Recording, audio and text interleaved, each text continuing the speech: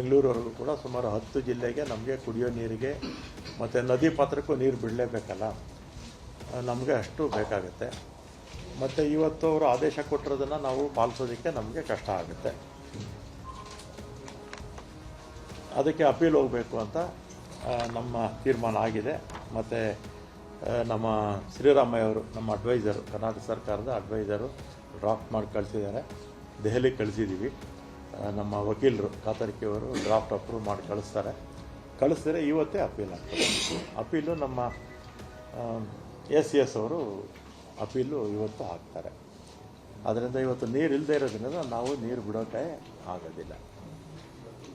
Sir, ಬಹುತೇಕ CWRC ಕೊಟ್ಟಂತ ಆದೇಶವನ್ನು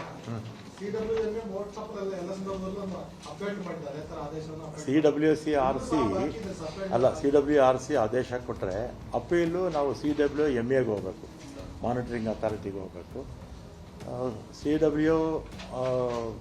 CWMA ಮೇಲೆ ಸುಪ್ರೀಂ ಕೋರ್ಟ್ ಇದೆ. ಈಗ ನಾವು ತಕ್ಷಣಕ್ಕೆ CWMAಗೆ ಹೋಗ್ತಾ ಇದ್ದೀವಿ, ಮಾನಿಟರಿಂಗ್ ಅಥಾರಿಟಿಗೆ ಅಪೀಲ್ ಹಾಕ್ಕೊಳ್ತಾ ಇದ್ದೀವಿ. ಇವತ್ತೇ ಅಪೀಲ್ ಹಾಕ್ತೀವಿ. ಸರ್, CWRC ಮುಂದೆ ನಿಮ್ಮ ವಾದ ಮತ್ತು CWMA ವಾದಕ್ಕೂ ಏನೋ ಡಿಫ್ರೆನ್ಸ್ ಇರುತ್ತೆ? ಏನಿಲ್ಲ ಡಿಫ್ರೆನ್ಸ್. ಅದನ್ನೇ ಈಗ CWRCಗೂ CWMAಗೆ ಏನಾಗುತ್ತೆ, ಮಧ್ಯದಲ್ಲಿ ಮಳೆ ಬಂದರೆ ಸ್ವಲ್ಪ ನೀರು ಜಾಸ್ತಿ ಆಗಿರುತ್ತೆ ಅಷ್ಟೇ, ಇನ್ನೇನು ಇಲ್ಲ. ಮಧ್ಯದಲ್ಲಿ ಮಳೆ ಬಂದರೆ ಸ್ವಲ್ಪ ನೀರು ಪ್ರಮಾಣ ಜಾಸ್ತಿ ಇರುತ್ತೆ. ಆಮೇಲೆ ನಾನು ಇವರು ನೋಡಿದೆ, ಇವರು BJPಯವರು ಅಶೋಕ್ ಅವರು ಹೇಳಿದ್ದಾರೆ ಸರಿಯಾಗಿ ವಾದ ಮಾಡಿಲ್ಲ ಅಂತ. ಶ್ರೀರಾಮಯ್ಯ ಅನ್ನೋರು ಅಡ್ವೈಸರು, ಸುಮಾರು 25 ವರ್ಷದಿಂದ 30 ವರ್ಷದಿಂದ ಅವರೇ ಅಡ್ವೈಸರು. ಅವ್ರ ಸರ್ಕಾರ ಇದ್ದಾಗಲೂ ಅವರೇ ಅಡ್ವೈಸರು, ನಮ್ಮ ಸರ್ಕಾರಗಳಿದ್ದಾಗಲೂ ಅವರೇ ಅಡ್ವೈಸರು.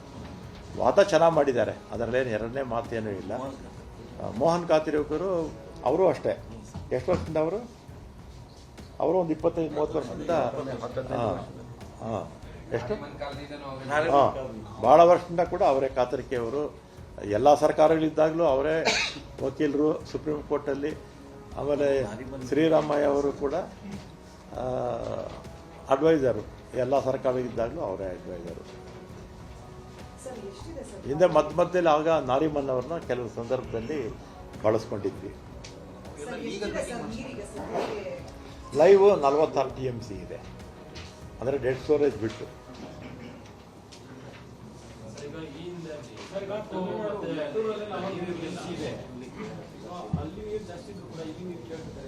ಇದೆ, ಅವ್ರ ಹತ್ರನೂ ಇದೆ. ಆಮೇಲೆ ಈಗ ಏನಾಗುತ್ತೆ, ಅವ್ರ ಹತ್ರ ಮೆಟ್ಟೂರಲ್ಲಿ ಸುಮಾರು 40 TMC ನೀರಿದೆ.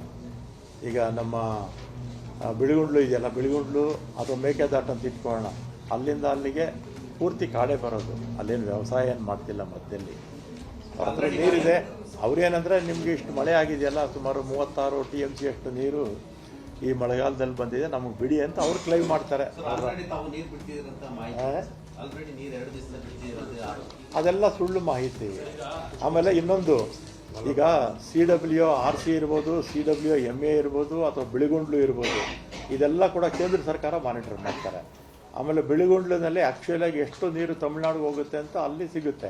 ಇದೆಲ್ಲ ಕೂಡ ಡೇ ಟು ಡೇ ಅಲ್ಲ, ಪ್ರತಿ ಗಂಟೆಗೂ ಕೂಡ ಕೇಂದ್ರ ಸರ್ಕಾರಕ್ಕೆ ಮಾಹಿತಿ ಹೋಗ್ತಾ ಇರುತ್ತೆ. ಸುಮ್ಮನೆ ರಾಜಕೀಯ ಕಾರಣಗಳಿಗೆ ವಿರೋಧ ಪಕ್ಷದಲ್ಲಿದ್ದಾರೆ, ಅವರು ಆ ರೀತಿ ಮಾಡ್ತಾರೆ. ನಾವು ಇದುವರೆಗೂ ಕೂಡ ಕೊಟ್ಟಿರ್ತಕ್ಕಂಥದ್ದು ಜೂನಲ್ಲಿ 9.8 TMC ಬಿಡಬೇಕಾಗಿತ್ತು. ಆಮೇಲೆ ಜುಲೈಯಲ್ಲಿ 31 TMC ಬಿಡಬೇಕು. ಆಗಸ್ಟ್ಗೆ 45 TMC ಬಿಡಬೇಕಾಗುತ್ತೆ. ಆದರೆ ನಾವೀಗ ಬಿಟ್ಟಿರ್ತಕ್ಕಂಥದ್ದು 3.55 TMC ಅಷ್ಟೇ. ಜೂನು, ಜುಲೈ ಅಂದರೆ ಇವತ್ತು ಎಷ್ಟು ತಾರೀಕು? ಇವತ್ತು 25. ಇದುವರೆಗೂ ಕೂಡ ಅವ್ರ ಲೆಕ್ಕದ ಪ್ರಕಾರ 9-31 ಎಷ್ಟಾಯಿತು? 40 TMC ಅಲ್ವಾ? 39 TMC ನಾವು ನೀರು ಬಿಡಬೇಕಾಗಿತ್ತು. ಅದು ಸಾಮಾನ್ಯ ಅಂದರೆ ಜನರಲ್ ಆಗಿ ಚೆನ್ನಾಗಿ ಮಳೆ ಆದರೆ ಅಷ್ಟು ಬಿಡಬೇಕಾಗಿತ್ತು. ಈ ಸಲ ಮಳೆ ಆಗಿಲ್ಲ, ಕೇವಲ 3.5 TMC ಬಿಳಿಗುಂಡ್ಲಿಯಿಂದ ತಮಿಳುನಾಡಿಗೆ ಹೋಗಿದೆ. ಸರ್, ಇಷ್ಟೆಲ್ಲ ವಾದ ಆಗಿದ್ರು ಕೂಡ ಇದನ್ನ ಯಾಕೆ CWRC ಪರಿಗಣಿಸಲಿಲ್ಲ ಅನ್ನೋದೊಂದು. ಮತ್ತು ಇದನ್ನ ಮತ್ತೆ ನೀವು CWMA ಹೋಗ್ತೀರಾ, ನೀವೇನು ಯಥಾವತ್ ಏನಿದೆ ಅದನ್ನೇ ನಾವು ಹೇಳಬೇಕು, ಮಳೆ ಬಂದರೆ ಒಂಚೂರು ಹೇಳ್ತೀವಿ ಅಂತ. ಮತ್ತು ಅದನ್ನು ಯಾವ ರೀತಿ ಪರಿಗಣಿಸೋದಕ್ಕೆ ನೀವು ಇದು ಮಾಡ್ತಾ ಇದ್ದೀರಾ? ಈಗ ನಮ್ಮ ವಾದ ಶ್ರೀರಾಮಯ್ಯ ಅವರು ಚೆನ್ನಾಗೇ ಮಾಡ್ತಾರೆ. ಸುಮಾರು ಒಂದು 25-30% ನಮ್ಮ ರಾಜ್ಯದ ಪರವಾಗಿ, ಅದರಲ್ಲೂ ವಿಶೇಷವಾಗಿ ಕಾವೇರಿ ನೀರಿನ ವಿಚಾರದಲ್ಲಿ ಎಲ್ಲ ಸರ್ಕಾರಗಳು, BJP ಸರ್ಕಾರ, JDS ಸರ್ಕಾರ, ಕಾಂಗ್ರೆಸ್ ಸರ್ಕಾರ ಇದ್ದಾಗಲೇ ಅವರೇ ವಾದ ಮಾಡಿದ್ದಾರೆ. ಈ ಸಲಿನೂ ಕೂಡ ಅವರೇ ವಾದ ಮಾಡಿದ್ದಾರೆ. CWMAಗೆ ನಮ್ಮ ACS ಅವರು ಹೋಗ್ತಾರೆ, ಶ್ರೀರಾಮಯ್ಯವರು ಅಲ್ಲೇ ಇರ್ತಾರೆ. ಅಂದ್ರೆ ಇದು CWRC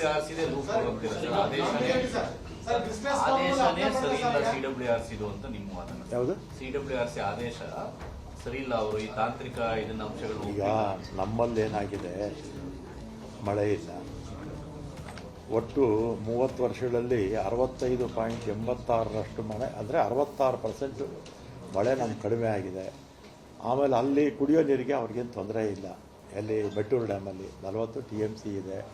ನಮ್ಮಲ್ಲಿ ಇರ್ತಕ್ಕಂಥದ್ದೇ 4 ಡ್ಯಾಮ್ಸು ಸೇರಿ 46 TMC ಲೈವ್ ಇದೆ. ಅದರಿಂದ ನಮಗೆ ಬೇಕು ಅಂತ ನಾವು ಅದರ ಮೇಲೆ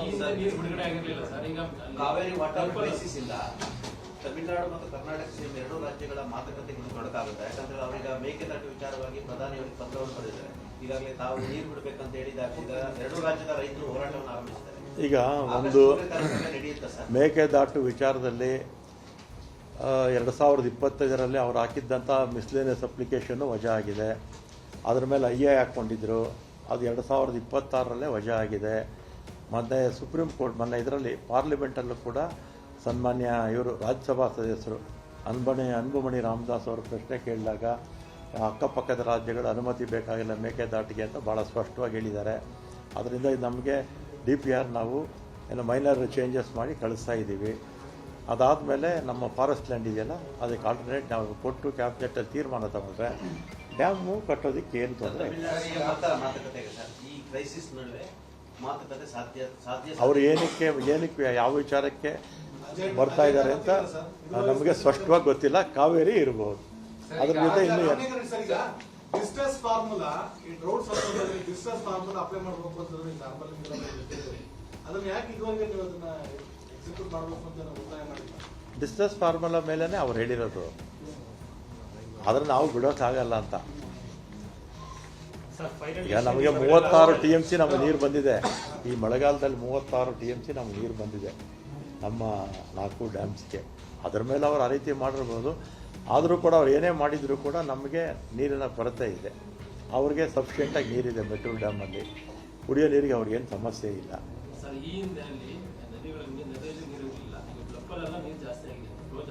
ಯಾವಾಗ ಫ್ಲೋ ಜಾಸ್ತಿ ಆದರೆ ಆಮೇಲೆ ಯೋಚನೆ ಮಾಡೋಣ ಬಿಡಿ. ಈಗ ಮಳೆ ಬಂದು ಈಗ ಈ ಜುಲೈ ಕೊನೆಯಲ್ಲಿ ಮತ್ತು ಆಗಸ್ಟ್ ಫಸ್ಟ್ ವೀಕಲ್ಲಿ ಮಳೆಗಳು ಬರುತ್ತೆ ಅಂತ ನಾವು ನಿರೀಕ್ಷೆ ಮಾಡಿದ್ದೀವಿ. ಮಳೆ ಬಂದರೆ ಯಾವ ಸಮಸ್ಯೆನೂ ಇರಲ್ಲ, ಈ ತಂಟೆ ತಗರಾರು ಇರಲ್ಲ. ಯಾರು ಇಲ್ಲ, ಬಿಡೋದಿಲ್ಲ. ಈಗ ನಾವು ಅಪೀಲ್ ಹೋಗ್ತಾ ಇದ್ದೀವಲ್ಲ, ಅಪೀಲ್ MAಗೆ ಹೋಗ್ತೀವಿ, ಮಾನಿಟರಿಂಗ್ ಅಥಾರಿಟಿಗೆ ಅಪೀಲ್ ಹೋಗ್ತಾ ಇದ್ದೀವಿ.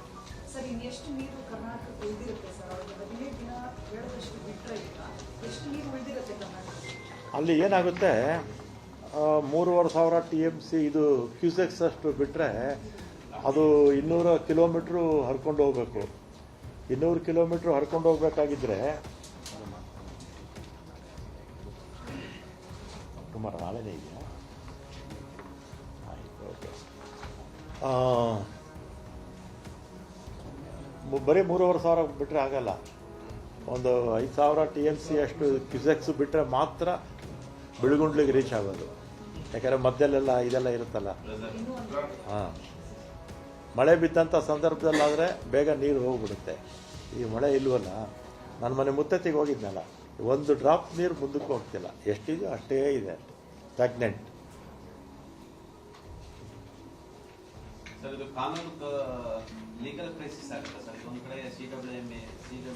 ಈಗ ಇನ್ನೊಂದು CWMA ಮೀಟಿಂಗು ಕರೀತಾರೆ. ಕರೆದಾಗ ಅವ್ರೇನು ತೀರ್ಮಾನ ಕೊಡ್ತಾರೋ ನೋಡೋಣ. ಟೈಮ್ ಕೊಡ್ತಾರೆ. ನೆನ್ನೆ ತನ ಇದಾಗಿದ್ದು RC ರೆಗ್ಯುಲೇಟರಿ ಕಮಿಟಿ ನೆನ್ನೆ ಆಯಿತು. ಆಮೇಲೆ ನಾವು ಇವತ್ತು ಅಪೀಲ್ ಹಾಕ್ಕೊಳ್ತಾ ಇದ್ದೀವಿ. ಅವರು ಸಮಯ ಕೊಡ್ತಾರೆ. ಈಗ ಒಂದು ನಿಮಿಷ, ನಾವೇನಾದ್ರು ನೀರು ಬಿಡ್ತೀವಿ ಅಂತ ಹೇಳಿದ್ದೀವ? ನಾವು ಅಪೀಲ್ ಹೋಗ್ತೀವಿ ಅಂತಲೇ ಹೇಳಿದ್ದೀವಿ.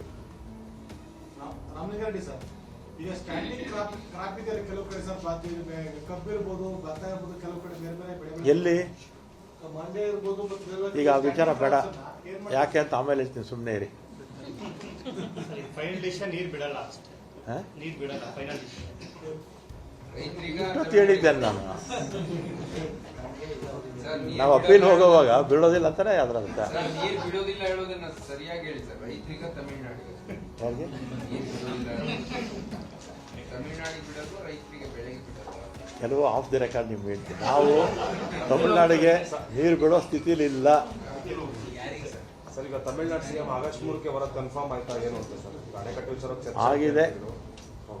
ಬರ್ತಾರಾ ಸರ್? ಆಗಿದೆ ಅಂತ ಮಾಹಿತಿ. ಸರ್, ಈಗ ಸಾಕಷ್ಟು ವಿರೋಧಗಳು ವ್ಯಕ್ತ ಆಗ್ತಾ ಇದೆ ಕಾವೇರಿ ನೀರನ್ನ ಬಿಡೋ ವಿಚಾರವಾಗಿ. ಕನ್ನಡ ಪರ ಸಂಘಟನೆಗಳು ಒಂದ್ ನಿಮಿಷ ಇರಿ. ನಿಂತಿದ್ದಾರೆ. ಈಗ ತಮಿಳ್ನಾಡು ಸಿಎಂ ಅಂದ್ರೆ ಇನ್ನೂ ಅಧಿಕೃತವಾಗಿ ಬಂದಿಲ್ಲ. ಸಿಎಮ್ಮು, ಆ ಸಿಎಮ್ಮು, ನಮ್ಮ ಸಿಎಮ್ಮು ಮಾತಾಡಿದ್ದಾರೆ, ಇಬ್ರು ಮಾತಾಡಿದ್ದಾರೆ. ಇವತ್ತು ನಾಳೆ ಗೊತ್ತಾಗುತ್ತೆ, ನಿಮ್ಗೆಲ್ಲ ಮಾಹಿತಿ ಸರ್, ಕೊಡಿ. ಈಗ ಕೇಂದ್ರ ಸರ್ಕಾರ ಅಕ್ಕಪಕ್ಕದ ರಾಜ್ಯಗಳ ಅನುಮತಿ ಅಗತ್ಯ ಇಲ್ಲ ಅಂತ ಸ್ಪಷ್ಟವಾಗಿ ಹೇಳ್ಬಿಟ್ಟಿದ್ದಾರೆ. ಅರ್ಜಿ ವಜಾ ಆಗಿದೆ. ಯಾವುದು ಕಾನೂನಾತ್ಮಕ ತೊಡಕು ಇಲ್ಲ ಅಂತ ಹೇಳುವಾಗ ಈ ಮಾತುಕತೆ ಅಗತ್ಯ ಇದೆ ಮೇಕೆದಾಟು ವಿಚಾರಕ್ಕೆ? ನೀವು ನಮ್ಮ ಶಿವಕುಮಾರ್ ಅವ್ರನ್ನ ಕೇಳಬೇಕು, ಯಾಕಂದ್ರೆ ಅವರಿಬ್ಬರು ಮಾತಾಡ್ಕೊಂಡಿರೋದು ಯಾವ ಸಬ್ಜೆಕ್ಟು ಏನು ಎತ್ತ ಅಂತ. ಇನ್ನೇನು ಬರ್ತಾರಲ್ಲ ಇವತ್ತೆಲ್ಲ ನಾಳೆ ಬರ್ತಾರೆ. ಜಲಸಂಪನ್ಮೂಲ ಸಚಿವರು ಮೇಜರ್ ಆಗಿ ಕೊನೆಗೆ ನೀವು ಎಲ್ಲೇ ಬಂದ್ರು ಕುತ್ಕೊಂಡು ಬಂದ್ರು ಅಲ್ಲಿಗೆ ಬರ್ಬೇಕಾಗತ್ತೆ. ಕುತ್ಕೊಂಡು ಎಲ್ಲಿ ಬಂದ್ರು ಸಹ ನೀವು ಕಾವೇರಿ ಇಶ್ಯೂಗೆ ಬರ್ಬೇಕಾಗತ್ತೆ, ತಾವು ಇರ್ಬೇಕಾಗತ್ತೆ ಆ ಸಂದರ್ಭದಲ್ಲಿ. ಹಂಗಾಗಿ ಮೋಸ್ಟ್ಲಿ ಅಜೆಂಡ್ ನಿಮ್ಗೆ ಗೊತ್ತಿರುತ್ತೆ, ಡಿಸ್ಕಸ್ ಮಾಡ್ತಿಲ್ಲ ಅಂತ ಅನ್ಸುತ್ತೆ. ಯಾವುದ್ರ ಬಗ್ಗೆ? ತಮಿಳ್ನಾಡು ಸಿಎಂ ಸರ್ ಇನ್ನೇನಾದ್ರು ಇದೆಯಾ? ಸರ್ ಈಗ ರಾಜಕೀಯ ಸ್ವರೂಪ ಪಡ್ಕೊಂಡಿದೆ. ಬಿಜೆಪಿ ಅವರು ಕೂಡ ಈ ತಿಂಗಳು 31ಕ್ಕೆ ಅಲ್ಲಿ ಮಂಡ್ಯದಲ್ಲಿ ಹೋಗಿ ಪ್ರತಿಭಟನೆ ಮಾಡ್ತಾ ಇದ್ದಾರೆ. ಏನ್ ಹೇಳ್ತೀರಾ? ಆಮೇಲೆ ಬಿ ಜೆ ಪಿಯವರು ಅಥವಾ ಇನ್ಯಾರಾದರೂ ಕೂಡ ನಾವೇನಾದರೂ ನೀರು ಬಿಡ್ತೀವಿ ಅಂತ ಹೇಳಿದರೆ ಅವರು ಪ್ರತಿಭಟನೆ ಮಾಡಬೇಕಪ್ಪ. ನಾವೇನು ಬಿಡ್ತೀವಿ ಅಂತ ಹೇಳಿಲ್ವಲ್ಲ. ನಾವು ಅಪೀಲ್ ಹೋಗ್ತಾ ಇದ್ದೀವಿ ಅಂತ ಹೇಳ್ತಾ ಇದ್ದೀವಿ, ಮೇಲ್ಮನವಿ ಸಲ್ಲಿಸ್ತಾ ಇದ್ದೀವಿ ಅಂತ ಹೇಳ್ತಾ ಇದ್ದೀವಿ. ಯಾಕೆ ಪ್ರತಿಭಟನೆ ಮಾಡ್ತಾರೆ? ಅಲ್ಲ, ಈ ರೈತರ ಪ್ರತಿಭಟನೆ ಎಲ್ಲ ಒಂದ್ ಕಡೆ CWMA ಮುಂದೆ ನಾವು ವಾದ ಮಾಡೋದಕ್ಕೆ ಪೂರಕ ಅನ್ಸಲ್ಲ ಸರ್? ಈಗ ಈ CWMA, CWRC, ಈ 30 ವರ್ಷದಿಂದಲೂ ಕೂಡ ಯಾರು ವಾದ ಮಾಡ್ತಾ ಇದ್ದಾರೆ ಅವರೇ ಇವತ್ತು ಮಾಡ್ತಾ ಇರೋದು. BJPಯವ್ರಿಗೂ ಅವರೇ ವಾದ ಮಾಡ್ತಾ ಇದ್ರು. ಅವ್ರ ಸರ್ಕಾರ ಇದ್ದಾಗ, ನಮ್ಮ ಸರ್ಕಾರ ಇದ್ದಾಗಲೂ ಅವರೇ ವಾದ ಮಾಡ್ತಾರೆ. ACSಗಳು ಬದಲಾವಣೆ ಆಗಿರ್ಬೋದು ಅಷ್ಟೇ. ಅವರು ವಿಪಕ್ಷದಲ್ಲಿದ್ದಾರಲ್ಲ, ಆ ರೀತಿ ಮಾತಾಡ್ತಾರೆ. ಸರ್, ಕುಡಿಯೋ ನೀರಿಗೆ ಪ್ರಾತಿನಿಧ್ಯತೆ ಕೊಡಬೇಕು ಅಂತ ಹೇಳಿ ಸಾಕಷ್ಟು ಸರಿ ಹೇಳಿದ್ದಾರೆ. ಆದ್ರೂ ಕೂಡ ಯಾಕೆ ಸರ್ ತಮಿಳುನಾಡು ಪರವಾಗಿ ಪ್ರತಿ ಬಾರಿ ನಿಲ್ಲುತ್ತೆ? ನೀವು ಹೇಳಿದ್ದನ್ನ ನಾವು ಮಾನಿಟರಿಂಗ್ ಅಥಾರಿಟಿಗೆ ಹೇಳ್ತೀವಿ. ಸರ್, ಇತಿಹಾಸದಲ್ಲಿ ರಾಮಲಿಂಗಾರೆಡ್ಡಿ ಸರ್, ನಮ್ಮ ರಾಜ್ಯದಲ್ಲಿ ಕುಡಿಯೋಕೆ ನೀರು ಬಿಡ್ಲಿ, ಅವ್ರು ಮತ್ತೆ ಕೋರ್ಟ್ ಹೋಗ್ತೀವಿ ಅಂತ ನೀರು ಬಿಟ್ಬಿಟ್ಟೆ ನೀವು ಅರ್ಜಿ ಹಾಕೊಂಡಿರ್ತೀರಾ. ಎಲ್ಲಿ? ನೀರು ಬಿಟ್ಟೇ ಬಿಟ್ಟಿರ್ತೀರಾ. ಎಲ್ಲಿ? ಒಂದ್ ವೇಳೆ ಅವ್ರು ಕೋರ್ಟ್ಗೆಲ್ಲ ಹೋದ್ರೆ ಅವ್ರು ಏನು ಅರ್ಜಿ ಹಾಕೋಕ್ ಮೊದಲು ನೀರು ಬಿಟ್ಟಿರ್ತೀರಾ. ಈಗ ಯಾರಿಗೂ ಸಂಸದೆ ಕೊಡಬಾರ್ದು. ಒಂದು ನಿಮಿಷ, ಆ ರೀತಿ ಇನ್ನೊಂದು ಆ ರೀತಿ ಎಲ್ಲ ಮಾಡೋಕ್ಕಾಗೋದಿಲ್ಲ. ಸರ್, CWMA ಕೊಟ್ಟ ಆರ್ಡರ್ಗಳು ಹೆಂಗಿದೆ? ನೀವು ಮೊದಲು ನೀರು ಬಿಟ್ಬಿಟ್ಟು ಬನ್ನಿ ಅಂತ ಹೇಳಿದೆ. ಈಗ ಅವರು ನಾವು ಊಹೆ ಮಾಡಿಕೊಂಡು ನನಗೆ ಹೇಗೆ ಮಾತಾಡೋಕ್ಕಾಗತ್ತಾ? ಊಹೆ ಮಾಡಿಕೊಂಡು ನಾನೀಗ ಮಾತಾಡೋಕ್ಕೆ ಹೋಗೋದಿಲ್ಲ. ಸರ್, ಹಿಂದೆ ಆಗಿರೋದೆಲ್ಲವೂ ಆಮೇಲೆ ಈಗ ನಾನು ಮಾತಾಡ್ತಿರೋದಲ್ಲ, ಒಂದು ನಿಮಿಷ ರಾಜಪ್ಪ, ಈಗ ನಾನು ಏನು ಮಾತಾಡ್ತಾ ಇದ್ದೀನಿ ಅಂದರೆ ಎಲ್ಲರೂ ಅಬ್ಸರ್ವ್ ಮಾಡ್ತಾ ಇರ್ತಾರೆ. ಅದರಿಂದ ನಾವು ಅಪೀಲ್ ಹೋಗ್ತಾ ಇದ್ದೀವಿ.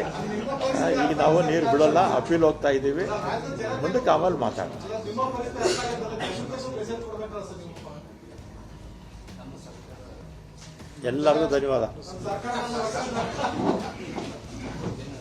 If you like this video ಬೇಗ ಲೈಕ್ ಮಾಡಿ, ಕಾಮೆಂಟ್ ಮಾಡಿ, ಶೇರ್ ಮಾಡಿ ಹಾಗೂ ಯೋಯೋ ಟಿವಿ ಕನ್ನಡವನ್ನು ಸಬ್ಸ್ಕ್ರೈಬ್ ಮಾಡಿ.